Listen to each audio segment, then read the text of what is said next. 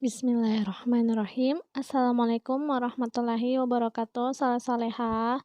Alhamdulillahirrabbilalamin. Kita masih berjumpa lagi dalam pelajaran tema 2 Bahasa Indonesia. Ya, kita lanjut pelajaran kita di mana pertemuan sebelumnya kalian sudah membuat pertanyaan dengan menggunakan kata tanya apa, siapa, di mana, kapan, bagaimana, dan mengapa. Nah, di pertemuan kali ini, kalian akan mengidentifikasi ciri-ciri dari kalimat efektif dan kalian menuliskan informasi penting, juga membuat kalimat tanya dengan menggunakan kalimat efektif. Tahukah kamu apa kalimat efektif itu? Kalimat efektif itu adalah kalimat yang singkat, padat, dapat menyampaikan pesan, dan dapat dipahami secara efektif. Berikut ciri-ciri dari kalimat efektif. Yang pertama, ketepatan pilihan kata. Kalimat efektif itu tidak menggunakan kata-kata atau frasa yang tidak perlu digunakan untuk menghindari pemborosan kata di dalam kalimat. Contohnya, saya tidak suka buah apel dan saya tidak suka buah durian. Bisa dilihat ya, kenapa ini merupakan kalimat yang tidak efektif karena kata atau kalimat saya tidak suka itu terjadi pengulangan dan itu merupakan pemborosan kata di dalam kalimat. Sehingga kalimat efektifnya yaitu saya tidak suka buah apel dan durian. Kemudian yang kedua, ketepatan bentuk kata. Kesamaan bentuk kata yang digunakan dalam kalimat. Jika kata pertamanya berbentuk verba, maka kata selanjutnya berbentuk verba juga.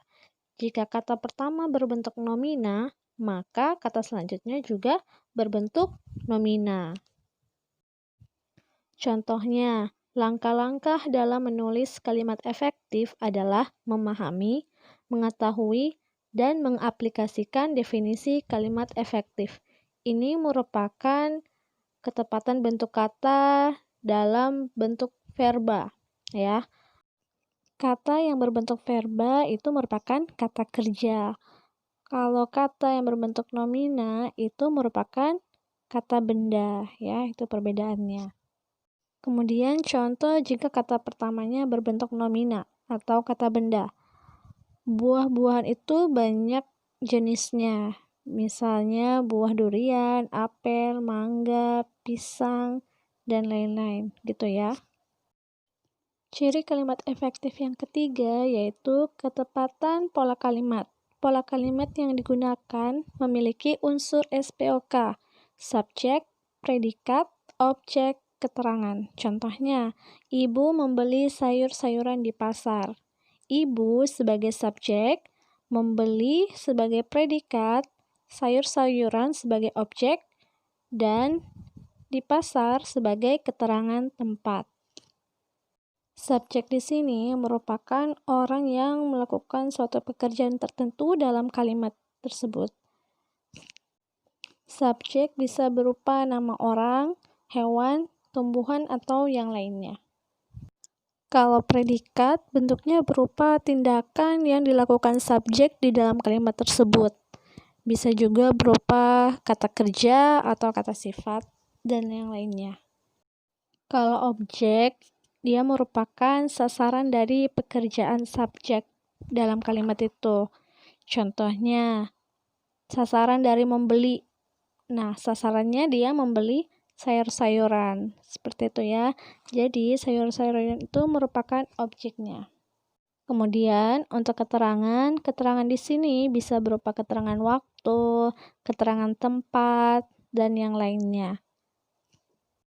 Ya, sekarang kita lihat contoh yang lainnya. Ayah di sini sebagai subjek, sedang menikmati sebagai predikat, pisang goreng sebagai objek, di teras rumah sebagai keterangan tempat. Jadilah kalimat efektifnya, ayah sedang menikmati pisang goreng di teras rumah. Bisa dimengerti ya, soleh-soleha. Ciri kalimat yang berikutnya, yang keempat, ketepatan makna kalimat.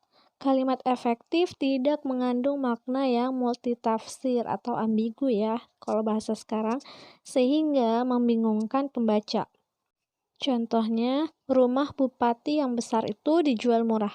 Kalimat itu tidak efektif karena memiliki multitafsir, yaitu kata yang besar itu rumahnya atau bupatinya.